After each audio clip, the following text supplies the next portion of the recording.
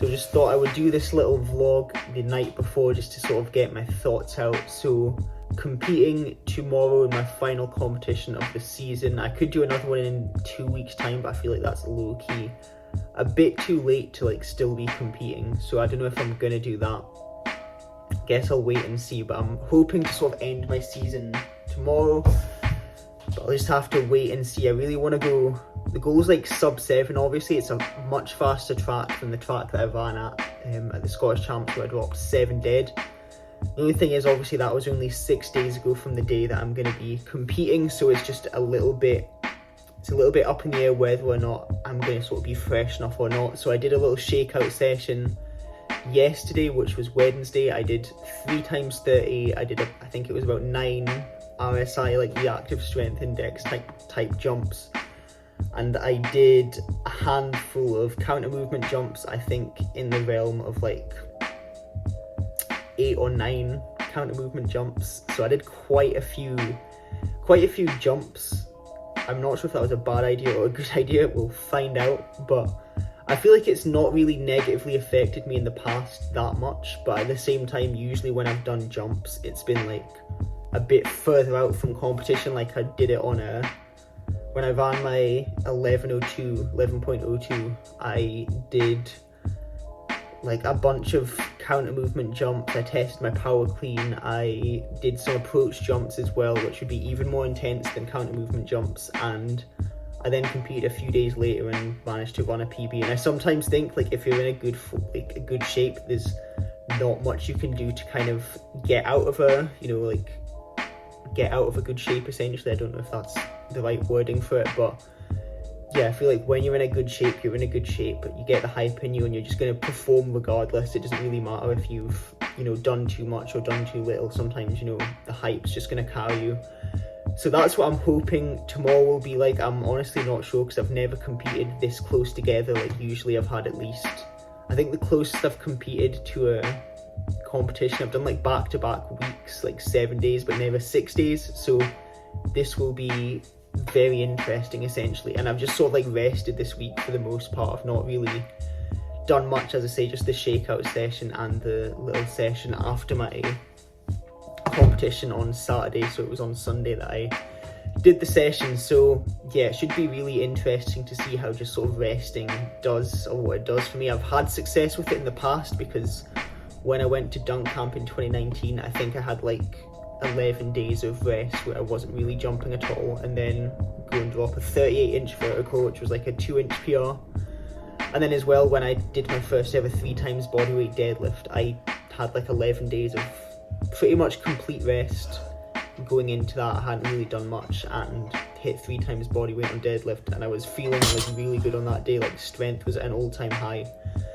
So that's my sort of thoughts going in. I didn't feel amazing during the shakeout session, but it could just be that I had some fatigue carrying through in my legs. So yeah, I just have to wait and see tomorrow, how I'm feeling during warm-ups. But yeah, I think it should be good regardless. There's good competition, so I'm looking forward to doing that.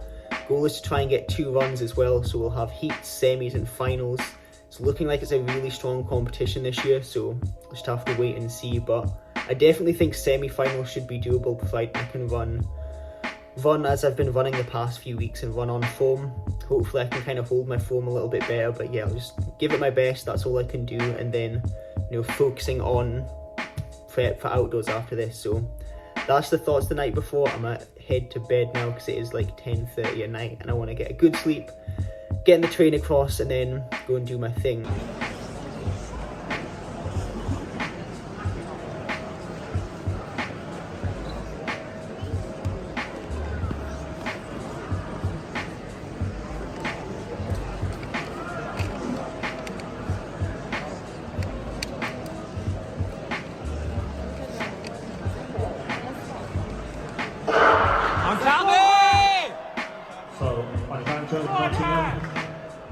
Travelling well there, time for the second automatic.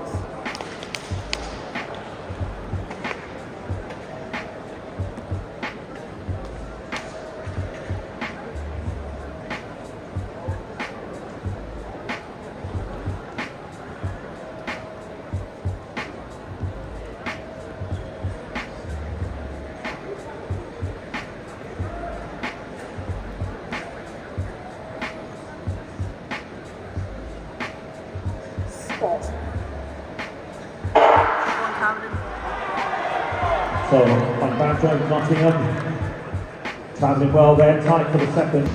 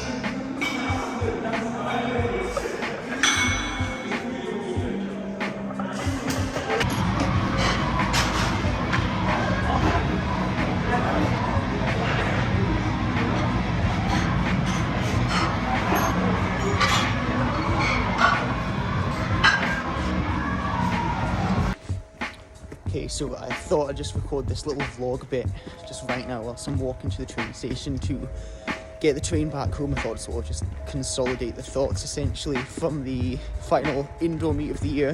I'm pretty sure it's going to be the final indoor meet of the year. My eyes like watering because the wind's getting in it, I promise. I'm not crying, it's not that emotional, but yeah, so final meet of the year. It's down at British Unis, so heats went really well. Ran 7.03, which is actually a PR for my quickest ever first race of the day.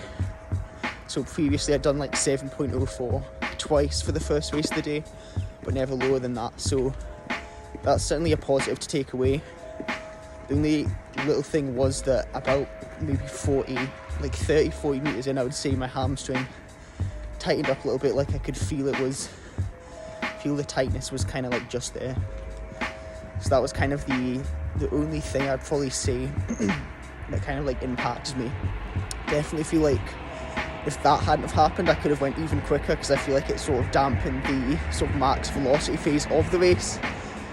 But it wasn't a bad race, to be fair. Like, I executed well, really good reaction to the gun. It was actually my best reaction I've ever had. I think it was like, I worked it out and it was about a 0.12, which is like wildly quick. Like, it was the fastest reaction in the race, and I got out really well. First 30 was the fastest that I can sort of confirm from this year. I might have went faster at the Scottish Champs 2 weeks ago, but yeah, definitely was building on the season, building on the momentum, and I feel like a sub 7 would have been doable in the semi had I got to go through, and possibly even could have went sub 7 in that race had the hamstring not tightened up, because when it tightens up, like I can kind of like feel it, and then it's like you're mentally sort of thinking about that, and that detracts from the race. Like, I find I run best when I'm just like not focusing on the sort of like mechanics or anything, when I'm just sort of like unconsciously sprinting. So that's kind of the thoughts on the race. It was just a shame. Like, I could definitely feel the tightness when it was like a sort of like dull ache almost. Like, it wasn't really bad. I maybe could have run through it, but it was just the idea that if I did run through it, I would possibly, injure myself, and I just want to make sure that I'm nice and healthy for outdoors, because that's, at the end of the day, the most important time. I've got Olympic trials that I'm going to try and train up for, so that's sort of like the goal at the moment. So just healthily transition to outdoors, and then build on the qualities I've sort of developed in indoors. So yeah, definitely was shaping up to be a strong end to the season, but yeah, just unfortunate I wasn't able to do that final race. The day after, though, I did get a little lift session in, so I'll maybe just like include that in this video, so that'll probably be after this little, I think this will be last, so I'll do this last. So yeah, got a little lift session and nice little jerk PB, 40 kilo jerk PB with 110 kilos, and nice little squat single with 120. So yeah, definitely a really solid lifting session the day after. I just did lifts that weren't gonna aggravate the hamstring. So yeah, that's really about it for the video. Now I'm getting super tired, so I need to catch this train, so I'm gonna focus on that now.